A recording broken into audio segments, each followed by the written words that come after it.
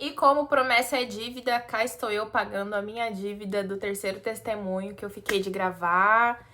E já, na verdade, já é a segunda vez que eu gravo isso, porque a primeira vez que eu gravei eu achei que ficou muito longo. E eu pensei em regravar, em cortar algumas partes, mas fazer alguns cortes significava omitir algumas coisas que Deus realizou, né, na minha vida. Então, tudo começou em julho do ano passado. Eu decidi que eu ia pro Brasil passar as férias, visitar minha família. Queria passar o Natal, né, lá. Então eu tinha de julho até dezembro pra programar tudo e ir pro Brasil. Quando foi em julho, eu fiz a minha declaração de imposto e aconteceu que o valor que eu recebi era exatamente o valor da passagem pro Brasil. E eu fiquei extremamente feliz. Eu falei, nossa, Deus, obrigada. Eu tenho certeza que isso era a mão do Senhor, que eu ia poder comprar minha passagem e ir pro Brasil visitar minha família. Aconteceu que o Senhor falou, não. Conversei com uma amiga, contei, olha, eu consegui o dinheiro da passagem pro Brasil, né? Já vou me programar, já vou avisar todo mundo. E ela falou assim, você já perguntou pra Deus? Eu falei, não, amiga, não tem condição de não ser a vontade de Deus, porque é exatamente o valor que eu precisava. Ela, mas pergunta, né, por via das dúvidas. Aí perguntei e de fato não era, o senhor não deixou eu comprar minha passagem pro Brasil. E na hora eu fiquei bem chateada com a resposta, porque a gente tem o hábito de orar e falar, Senhor, que seja feita a sua vontade, mas quando o Senhor faz a vontade dele, às vezes a gente fica frustrado e questionando e o porquê aconteceu dessa forma, né? Mas tudo bem. O dinheiro foi direcionado para outra coisa, eu acabei comprando um carro, que era uma coisa que na época eu precisava muito, porque eu trabalhava muito longe da minha casa, então comprei o carro. O tempo foi passando, eu fui ficando um pouco mais estabilizada, a situação estava começando a melhorar. Em setembro, a minha mãe ficou doente. E a minha irmã morava com a minha mãe no Brasil e a minha sobrinha. E eu estava aqui. Minha irmã me ligou e falou, olha, a mãe tá doente, está acontecendo dessa forma, os médicos não sabem o que tá acontecendo. Ela ficou doente em setembro, parecia alguma coisa intestinal, mas os médicos não souberam explicar exatamente o que era. E ela falou, ó, não fica preocupada porque tá internada, tá tudo bem, tá sendo cuidada. E eu fiquei em paz com aquilo, né? Ela falou que tava tudo bem. Aí a minha mãe teve alta e foi pra casa. E alguns dias depois ela voltou pro hospital. Ela ficou em casa em torno de uma semana ao menos, e depois ela voltou pro hospital e fica 15 dias, aí vai pra casa, fica uma semana, volta pro hospital, fica 20 dias, volta pra casa, mais uma semana, volta pro hospital. E ela ficou nesse ciclo até dezembro. Quando foi dezembro, a situação já tava insustentável. Perdão, em novembro. A situação já tava bem insustentável, tava muito difícil. A minha irmã tinha que se dividir entre cuidar da minha mãe, cuidar da minha sobrinha, trabalhar, arrumar as coisas em casa. A minha mãe não trabalhava mais, ela precisou parar de trabalhar em setembro por conta das internações, porque ela não parava em casa, né? Então foi bem difícil. E a minha irmã começou a lidar com aquilo sozinha, a minha família ajudava, mas assim, a responsabilidade era nossa e não era justo com a minha irmã eu deixar ela lá cuidando da minha mãe sozinha. Até que um dia teve uma internação da minha mãe que foi bem grave e os médicos reuniram a família e falou, olha, pra se despedir, né? Falou que já não tinha mais o que fazer, que eles não sabiam o que estava acontecendo. E nisso a minha irmã me ligou. Ela falou, olha, eu nunca pedi pra você vir pro Brasil, eu sempre achei que você ajudaria a gente melhor estando na Austrália. Mas eu acho que agora é uma hora pra você voltar. E eu lembro que aquilo me deixou completamente desesperada, porque eu fiquei pensando, se a minha irmã, porque ela sempre foi muito contra eu voltar pro Brasil por conta disso, porque ela, não, eu dou conta, é o seu sonho, fica aí. Eu entrei em desespero real. E aí eu falei, como que eu vou pro Brasil? Porque eu não tinha dinheiro suficiente pra ir, era muito caro, uma passagem de última hora. Eu estou no visto de estudante, então também não é fácil você ficar indo e voltando toda hora. Não posso perder aula. E aí a gente começou a mexer tudo e eu tentei vender meu carro. Eu não consegui vender o carro, eu tentei empréstimo, eu tentei tudo e nada deu certo. Eu liguei pra uma amiga, que era a única pessoa que eu sabia que ia poder me salvar, assim. E eu falei, olha, eu preciso ir pro Brasil agora, assim, o mais breve possível. Porque a minha mãe não tá bem. E se eu não for agora, eu corro o risco de não enterrar minha mãe. Porque na minha cabeça ela já tava indo embora. E aí ela me ligou de volta, ela falou assim, olha, eu compro a sua passagem, mas a condição de você ir pro Brasil é que você compre a sua passagem de volta. E eu falei, tá, na hora do desespero, eu concordei com qualquer coisa. Se ela falasse, olha, a condição é você me dar um rim, eu concordava. Não tinha a menor possibilidade de eu recusar a ajuda dela. E aí ela me ajudou, eu continuei tentando vender o meu carro, não consegui. E fui pro Brasil. Assim, larguei tudo, conversei com a escola, né? Avisei que eu ia precisar ir pro Brasil por motivos de doença na minha família e fui embora pro Brasil. Não avisei ninguém que eu estava indo. Ninguém sabia que eu tava lá, ninguém sabia. Minha mãe não sabia. Eu simplesmente apareci lá. E quando eu fui pro Brasil, a gente orou, né, antes de eu ir, porque eu sabia que eu nunca teria conseguido essa viagem tão repentina se não fosse a mão de Deus, né? Se não fosse o favor de Deus na minha vida. E eu fui pro Brasil feliz, assim. A minha mãe tinha tido alta no meio da confusão toda de vai pro Brasil, fica aqui. Minha mãe teve alta, mas tudo já estava praticamente pronto, então eu decidi continuar e fui pro Brasil visitar minha mãe. Quando eu cheguei lá, eu me deparei com uma outra pessoa, não era minha mãe. Ela tava completamente magra, extremamente fraca. E ela não aguentava ficar em pé, ela não comia mais. Ela tava só existindo. E eu cheguei e foi a maior alegria da vida dela. Ela chorou muito quando ela me viu. E eu, nossa, como o senhor é bom, né? Porque ele me trouxe pro Brasil pra eu visitar minha família no Natal, porque era dezembro já. Exatamente da forma que eu queria, só que numa situação completamente diferente. Eu não imaginava que eu chegaria aqui por um motivo de doença ou algo do tipo. Mas eu lembro do dia que eu falei, Senhor, eu quero ir pro Brasil, eu quero passar o Natal com a minha família, eu quero ver a minha mãe. E não foi da forma que eu escolhi, mas o Senhor tinha um plano já. E então, depois que passou aquela fase de euforia, de conhecer, reconhecer, né, o espaço, porque por mais que eu tenha ficado pouco tempo fora, a gente estranha quando volta. E aí passou aquela euforia, vi minha família, ainda não tinha avisado ninguém que eu tava no Brasil, eu fiquei um tempo, entre aspas, escondida, só cuidando dela e aproveitando a Sara, minha irmã. E aí começaram algumas internações da minha mãe de novo. Então, na semana que eu cheguei, ela já ficou internada de novo, ficou mais uns 10, 20 dias, aí voltou pra casa e esse ciclo continuou seguindo. E eu tentando vender meu carro aqui na Austrália ainda, porque querendo ou não, eu tinha ido pro Brasil com uma passagem de 3 meses. E eu tentei comprar uma passagem para 2 meses. Eu falei, eu vou comprar uma passagem, vou ficar só 2 meses no Brasil e volto pra Austrália. Eu acho que até lá minha mãe já tá bem. E algo muito forte queimava no meu coração e falava, você tem direito de ficar 3 meses, então fica os 3 meses. E eu não queria fazer isso, porque era muito tempo sem trabalhar, era muito tempo longe de tudo que eu construí aqui. E na minha cabeça não fazia sentido, porque eu falava, não é possível, minha mãe já tá mais de 3 meses doente.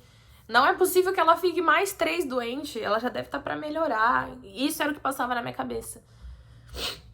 Então eu me deparei com uma situação, a minha mãe não estava trabalhando, eu não estava trabalhando, minha irmã não conseguia sustentar a casa com 4 pessoas dentro. E aí eu falei, eu não sei o que eu vou fazer. Porque eu simplesmente apareci no Brasil, eu não tinha uma reserva, eu não tinha um plano, eu não tinha nada, eu simplesmente fui pro Brasil. E eu tentei vender meu carro por US$ 4.000. Inclusive, foi exatamente US$ 4.000 o valor da passagem. Então, eu tinha, além das contas dos 3 meses no Brasil, eu ainda tinha que devolver o dinheiro da passagem pra minha amiga. E a minha vida aqui ficou rolando, né? Conta chegando, tudo passando. E eu larguei tudo. E aí, um belo dia, eu recebi uma notícia de que alguém da minha igreja aqui da Austrália queria fazer uma doação pra mim. E quando eu recebi a doação, eu vi que o valor era exatamente o valor do meu carro. E era o valor que tava faltando, assim, nas minhas contas pra eu poder ficar os 3 meses, ou pelo menos parte dos 3 meses no Brasil. Não consegui vender o carro, consegui uma doação anônima, até hoje a gente não sabe quem foi que fez, mas glória a Deus pela vida dessa pessoa. Então ali eu já vi que o Senhor, ele ia prover tudo. Não que eu tivesse alguma dúvida, mas o Senhor, ele ia prover tudo. E ele tava me mostrando que era só o começo. O Senhor pediu para que eu fizesse uma célula na minha casa. Aqui na Austrália a gente chama de house party e a gente faz toda, né, com frequência, toda quinzena a gente tem. E o Senhor falou, você já sabe como fazer, você tem capacidade suficiente, então eu quero que você faça uma na sua casa. E aí eu fiquei pensando, meu Deus, mas pra quê, né? Quem é que vai vir assistir, participar? E eu que, no caso, levaria a palavra dessa célula. E eu fiquei angustiada, eu fiquei travada, eu tava num cenário horroroso. Todos os dias eu via minha mãe piorando. E eu não sabia o que ia acontecer. Eu tava no Brasil e eu não sabia se de fato eu ia conseguir voltar pra Austrália. Mas as coisas foram acontecendo e eu fui me fechando. Chegou um momento que eu não conseguia mais orar, eu não conseguia mais falar com Deus a respeito de absolutamente nada. Eu tava imersa numa atmosfera tão pesada. Era um tempo tão desesperador que tudo ao meu redor ficou escuro e eu fiquei presa naquilo, eu não conseguia sair. A minha mãe piorava cada vez mais e isso foi me dando um desespero porque a minha obrigação ali na hora não era salvar a vida dela porque eu não tinha o que fazer, mas eu tinha... Na minha cabeça eu precisava pelo menos orar e interceder pela vida dela e eu não conseguia. Eu não conseguia, era muito mais forte que eu, o desespero que eu sentia. E isso me paralisou muito. Então, ela teve uma internação dela, que acho que foi uma das piores. E aquela noite foi horrível. A gente passou, eu, no caso, eu passei a noite em claro. A minha mãe já não falava mais, ela não comia, ela não falava, ela não abria os olhos. Mas dentro de mim eu tinha uma certeza tão grande de que ela ia sair daquela situação, que eu olhava assim pra ela e eu ficava, nossa, o Senhor vai fazer um milagre muito grande, porque ela tá praticamente morta. Mas eu tenho certeza que ele não me trouxe pro Brasil pra enterrar minha mãe. Então, todas as vezes que a gente orava, a gente sempre profetizava a vida. A gente sempre tinha aquela fé inabalável de que tudo ia dar certo. E ela teve alta. Foi a pior internação dela. E ela teve alta, ela saiu bem, ela saiu falando, ela saiu andando. A gente ficou 10 dias em casa. E nesses 10 dias, acho que não tem comparação, assim, a gente deu risada, assistiu televisão. Eu fiquei muito tempo com ela, muito tempo com ela. Mas a minha mãe ainda não era minha mãe. Ela tava extremamente, assim, destruída, transformada. A doença acabou com ela. E se você me perguntar que doença que era, até hoje a gente não sabe. Foi uma coisa completamente sem explicação. Não tinha um médico. Ela passou por todos.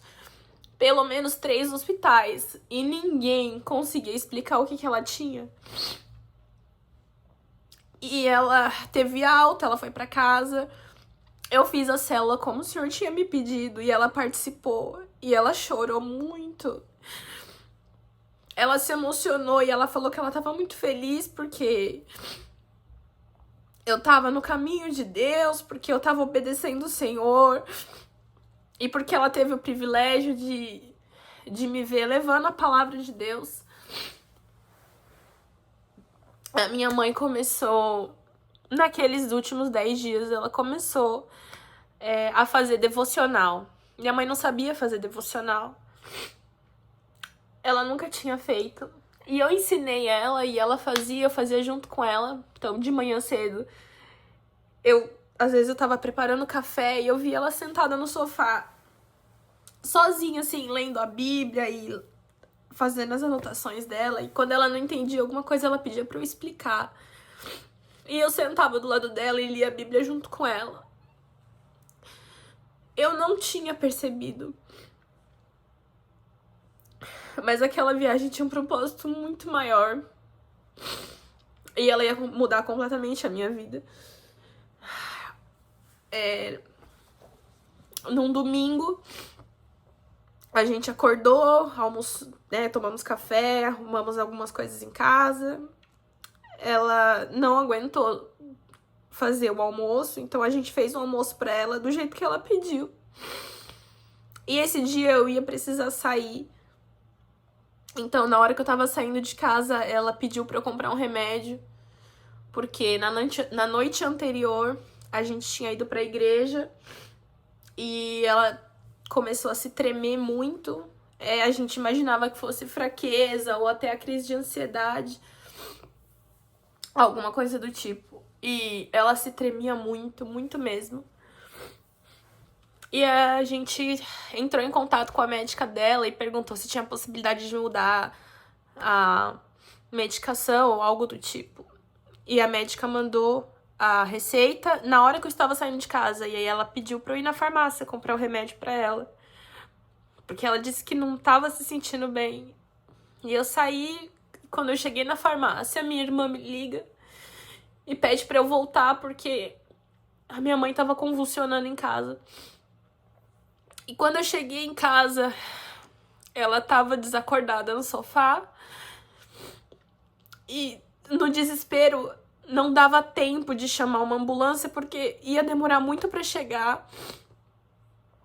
Lá é difícil porque eles não conseguem. É no 11º andar, então não tem como entrar com uma maca no elevador. O estado que ela tava assim, ia demorar. O resgate em si ia demorar muito, então eu coloquei ela numa cadeira de rodas, enfiei ela no carro e levei ela pro hospital. O hospital ficava a 15 minutos da minha casa.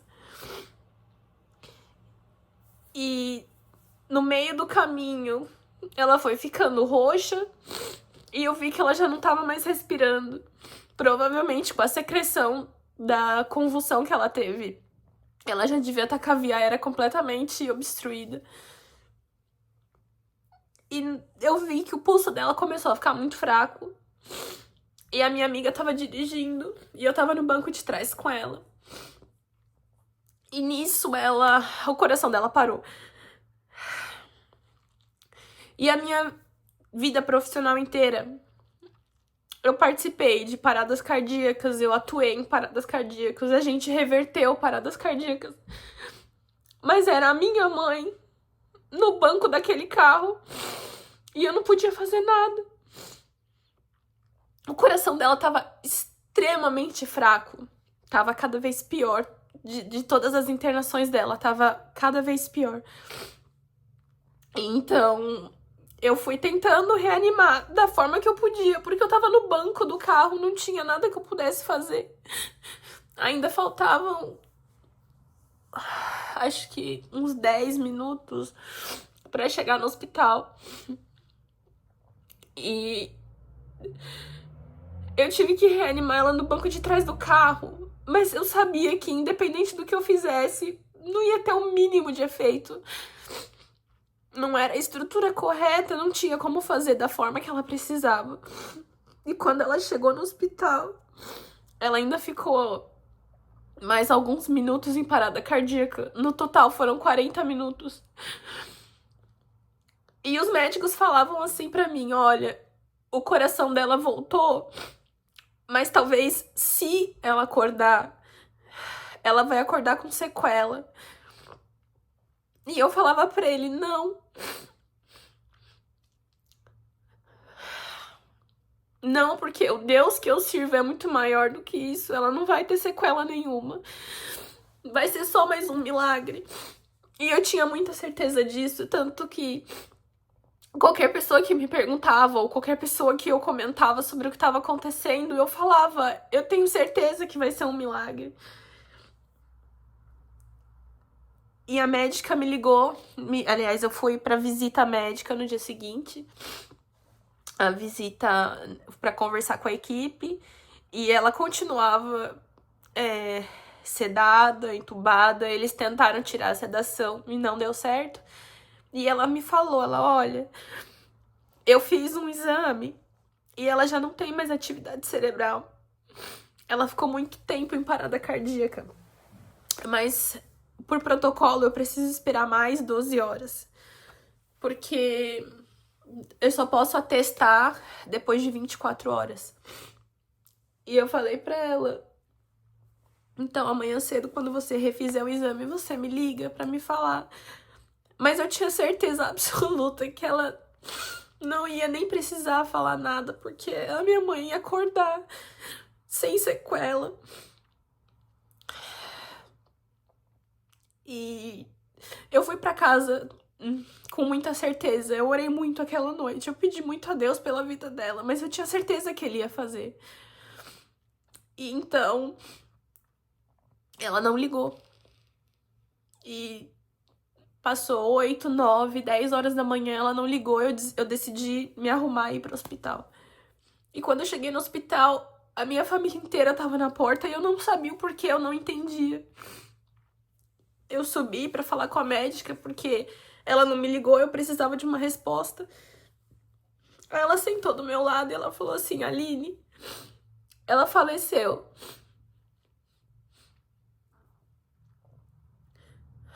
E quando ela falou isso, meu chão abriu, porque eu fui dividida ao meio e metade de mim tava imersa num luto absurdo e uma dúvida de como isso aconteceu, por que isso aconteceu e o que eu vou fazer agora. E a outra parte só pensava assim, o Senhor mentiu pra mim. Pra que eu vim aqui? O Senhor mentiu pra mim, ele falou que não ia levar a minha mãe, e ele levou. E eu fiquei extremamente anestesiada na hora, eu não conseguia pensar em absolutamente nada, além de eu não tenho mais a minha mãe, e o Senhor mentiu pra mim. Todo o resto não importava. Eu fiquei completamente, assim, cega. Então, eu precisei ir na administração do hospital pra assinar algumas documentações referente ao óbito dela. E na minha cabeça eu falava assim, não, eu preciso ter fé, porque isso não tá acontecendo.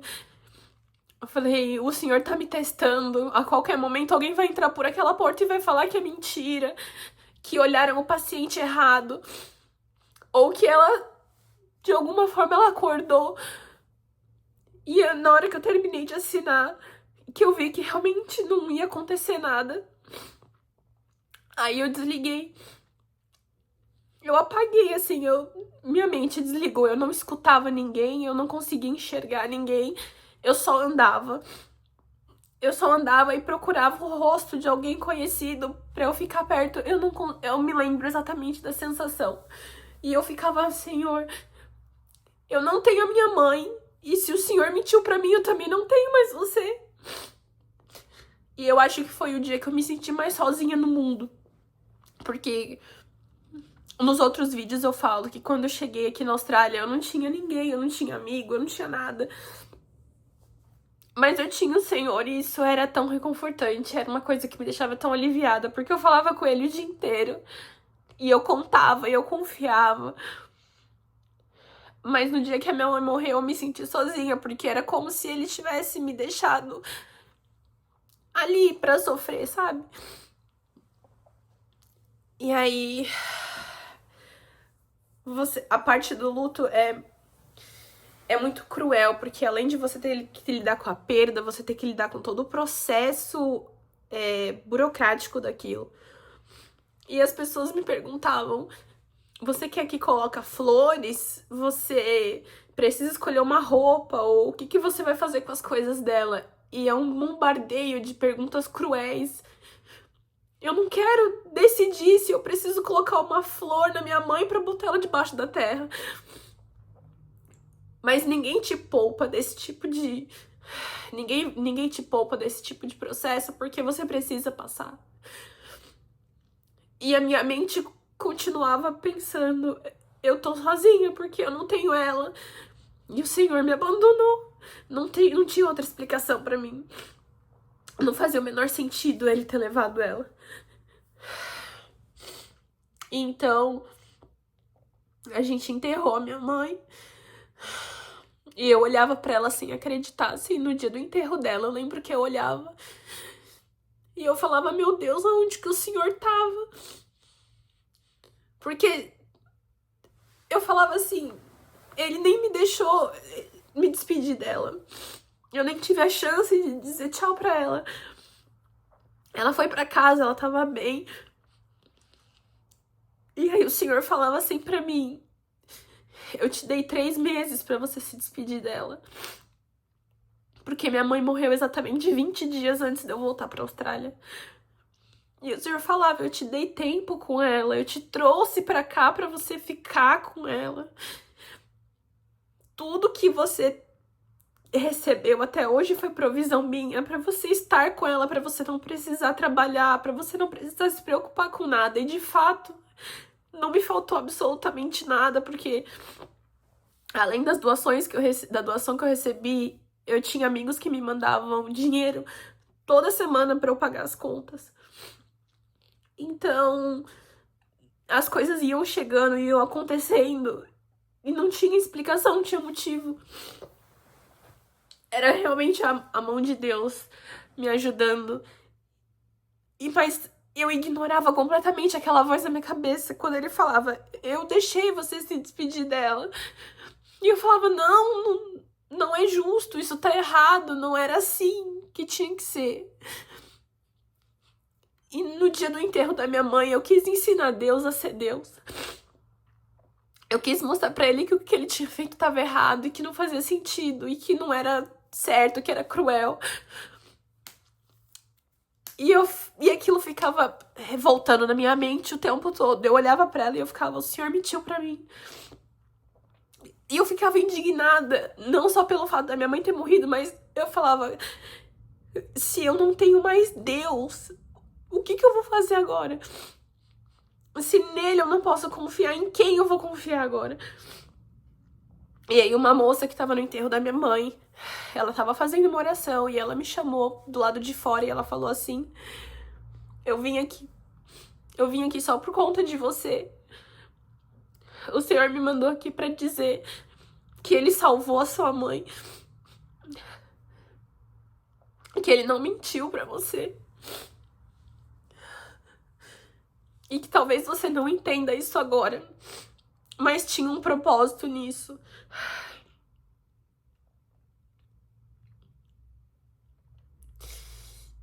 E ele salvou a sua mãe. Quando ele falou pra você que ele ia salvar, ele salvou a sua mãe. E aí, na hora que ela falou aquilo, um lado meu descansou, mas outro lado começou a criar uma tonelada de perguntas. Qual era o propósito daquilo? O porquê tinha que acontecer desse jeito? O porquê tinha que acontecer agora? O porquê que o Senhor me deixou acreditar que ela ia ficar bem? E parte dessas respostas eu tenho e outras não. E eu não sei se eu vou ter todas um dia.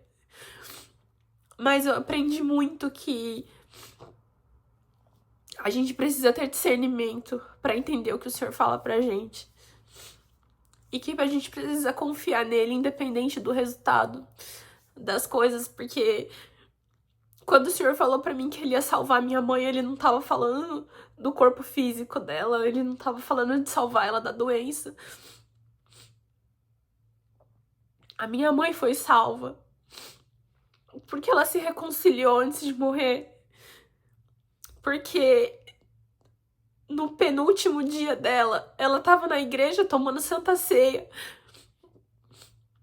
Porque ela acordou cedo aquele dia e ela orou sozinha. Porque ela perdoou todo mundo que ela tinha que perdoar na semana que ela morreu. Então ela foi salva. E eu durmo em paz todo dia sabendo que, ainda que ela tenha ido, ela foi salva.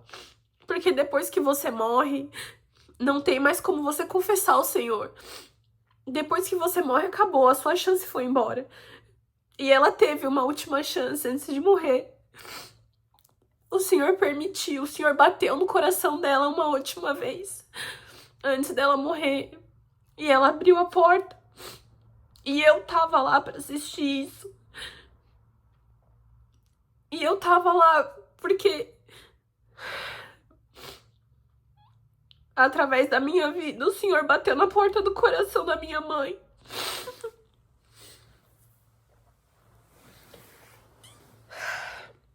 E ele me avisou. Quando eu fui pro Brasil, ele me avisou que através dessa viagem e que através da minha vida uma pessoa seria salva. E eu não sabia que ele tava falando dela. Eu enxerguei muita coisa depois daquele dia. E eu não quis voltar pra Austrália. Apesar de ter uma passagem de volta, eu não quis voltar. Eu achava que eu tinha que ficar e cuidar da minha irmã, da minha sobrinha. Tinha uma documentação muito longa pra resolver por conta da morte da minha mãe. Questões extremamente burocráticas. Não tinha testamento, então a gente precisava fazer um inventário. E eu falei que não ia voltar, que talvez o Senhor me queira aqui mesmo, ele me trouxe até aqui. Mas aí o Senhor me lembrou que quando eu vim pra Austrália, foi ele que me trouxe. E que ele tinha planos pra mim aqui que ainda não tinham sido... não tinham acontecido ainda. E ele me levou pro Brasil. Mas ele não deixou eu me desfazer de nada aqui da Austrália quando ele me levou pro Brasil. O meu carro não foi vendido. O meu quarto ainda estava disponível pra mim e me esperando. Ninguém tinha ocupado. A minha escola ainda estava me esperando. Os meus amigos estavam me esperando. E apesar de uma parte da minha vida ter sido encerrada no Brasil, o Senhor ainda tinha planos pra mim aqui. E ele falou, você vai voltar. É uma escolha sua. Mas o que eu tenho pra você não é aqui. E faltando uma semana pra minha passagem pro Brasil, eu decidi voltar. Minto, uma semana pra minha passagem pra Austrália. Então, nos 45 do segundo tempo, eu resolvi que eu ia voltar. E é muito louco você acreditar em tudo que você escuta depois de tudo que você passou. Porque eu passei um bom tempo assim. Eu falava assim, e se de novo eu tô entendendo errado? E se de novo o Senhor tá falando com outro sentido? E se de novo eu me frustrar, eu me decepcionar e eu estiver fazendo a coisa errada?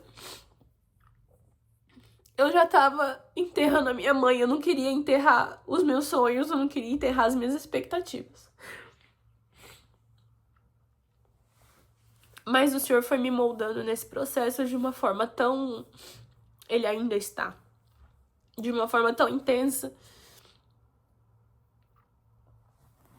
que às vezes é difícil de explicar, é difícil fazer as pessoas entenderem o que é isso. O que é esse amor perfeito? Porque o Senhor tinha planos de levar minha mãe embora. E ele fez questão de me levar de volta pro Brasil. de me deixar 3 meses com ela, de prover absolutamente tudo que eu precisava, de usar a minha vida pra salvar a vida dela e ainda me entregar o meu chamado lá, porque em uma das vezes que a gente tava orando em casa, eu perguntei pro Senhor, o que que o Senhor quer de mim? E eu lembro que o Senhor falou. E eu entendi que o que eu tava fazendo ali, eu ainda ia fazer em outros lugares. Da mesma forma que minha vida tinha sido usada pra alcançar a dela, ainda tinha muita gente pra ser alcançada. E eu resolvi obedecer a Deus, independente do quão quebrada eu estava diante do luto. Eu resolvi obedecer. Eu resolvi confiar no que ele me dizia. E entender que não era da forma que eu queria, não era da forma que eu pensava ser o certo. E é muito difícil você entender os planos de Deus às vezes, porque é muito fácil você amar e confiar a Deus quando tudo tá bonito e quando tudo é favorável pra você. Quando você alcança o emprego dos sonhos, quando você forma a família que você queria, quando você consegue um milagre que você esperou a vida inteira. Mas amar o Senhor diante do luto, da dificuldade, da frustração, é muito difícil. É muito difícil. Mas eu acho que é o amor mais verdadeiro que existe, porque amar nas fases boas é muito fácil. É muito fácil. Então, o Senhor tem me levado num lugar muito profundo com Ele. E eu confesso que às vezes eu tenho medo. Eu tenho medo porque diariamente Ele me pede coisas. Ele me pede coisas que eu tenho medo de entregar. Que eu entrego, mas eu entrego e eu fico pensando, meu Deus, o que vai acontecer? Como que vai ser isso? O que o Senhor vai fazer? Porque eu me lembro que eu tinha muito medo, mas poucos dias antes da minha mãe morrer, eu falei, Senhor, eu não sei o que tá acontecendo, mas que seja feita a sua vontade. E eu demorei muito pra fazer essa oração, porque eu sabia que a vontade dele podia ser a minha ou não. E de fato não foi. Mas o fato da vontade dele ter sido feita, isso, por mais que me doa, o resultado foi melhor. Foi melhor pra ela. Foi melhor pra todo mundo. De alguma forma. Eu não sei qual é o propósito disso, mas de alguma forma foi melhor. O plano dele é perfeito. A vontade dele é boa, perfeita e agradável. E a gente precisa confiar da forma que ele faz as coisas. Então eu voltei. Eu tô retomando a minha vida ainda. Quando eu voltei, tava tudo completamente de ponta cabeça. Eu voltei com a minha vida completamente bagunçada, tudo fora do lugar, como se tivesse passado um vento forte. Não era só a minha mãe, tudo tava fora do lugar. E eu não conseguia falar com Deus quando eu voltei. Eu resolvi obedecer, eu voltei, eu resolvi aceitar tudo aquilo, mas eu não conseguia orar. E eu lembro que eu liguei pra uma amiga e eu falei assim, eu não consigo falar com Deus, porque toda vez que eu ia orar, eu lembrava de tudo que aconteceu e aquilo me travava de novo, igual me travou no Brasil. E eu sabia que eu não podia deixar aquilo daquele jeito. Eu liguei pra uma amiga e falei, olha, eu preciso de ajuda, porque eu não consigo orar de jeito nenhum, eu não consigo falar com Deus, eu não quero escutar. E ela começou a orar por mim todos os dias. Não orar pela minha pessoa, ela orava no meu lugar, porque eu não conseguia. Ela orava no meu lugar e ela me mandava aquela oração toda noite. Todas as noites. Todas as noites ela me mandava uma oração antes de dormir. E eu escutava aquilo e eu dormia. Escutava e o dia passando. Até o dia que eu consegui, que por meio da oração dela eu consegui voltar a falar com Deus. Eu consegui voltar a escutar a voz dele e os direcionamentos e as correções. E o Senhor me apontava o que estava errado, o que precisava mudar. E ele me consolava, porque se eu gravar esse vídeo 20 vezes, as 20 vezes vai doer. Porque eu falo da maior perda que eu tive na minha vida. Mas as 20 vezes vai me lembrar que eu estive no centro da vontade de Deus, da forma mais inexplicável que pode acontecer. Eu acho que eu nunca tinha sido... Acho que Deus nunca tinha feito algo tão grande assim na minha vida. Nunca tinha movido as coisas de uma forma tão gritante desde quando eu vim pra Austrália. Então, o Senhor me pediu pra gravar o primeiro, o segundo e o terceiro testemunho. Acabou, por um lado, pronto, gravei, obedeci. Mas por outro eu fico pensando que provavelmente vai ter mais. Em nome de Jesus, porque do processo dói. Mas eu aprendi que quando você tá no processo, você é podado por Deus, você é cuidado. E você dá frutos. E eu aprendi que fruto... Quando uma árvore dá um fruto, o fruto não é pra ela. O fruto é pra outra pessoa. É pra um terceiro. E eu sei que, claro, que Deus tem planos, tem propósitos em tudo que aconteceu. Mas eu sei que o fruto de tudo isso, esse testemunho, ele não vai ser pra mim, ele vai ser pra outra pessoa. Outra pessoa vai assistir e vai ter a vida edificada através disso. E quando você fala pro Senhor, Senhor, me usa pra tua obra, você se dispõe a passar por certos tipos de situações. E eu lembro que eu falei pro Senhor, Pai, pode me usar.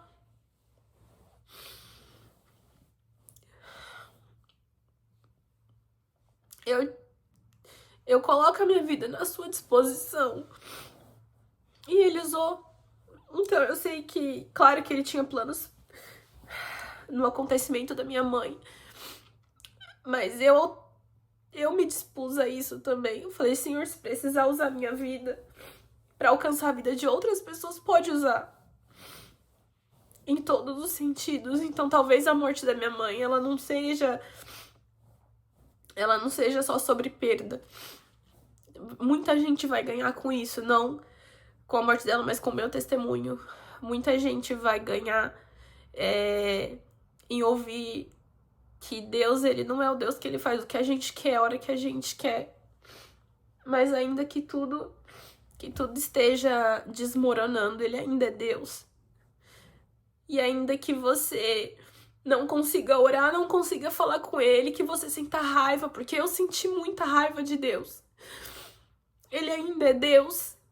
E ele ainda te ama, e ele ainda te espera. Ele ainda abre os braços e te recebe quando tudo passa. E quando você senta e chora, ele senta do teu lado e chora contigo. Ele tinha o poder de não levar a minha mãe. Mas ele tinha um plano muito maior do que isso. Muito maior. E eu sei que não acabou aqui. Eu sei que a morte dela não foi em vão. E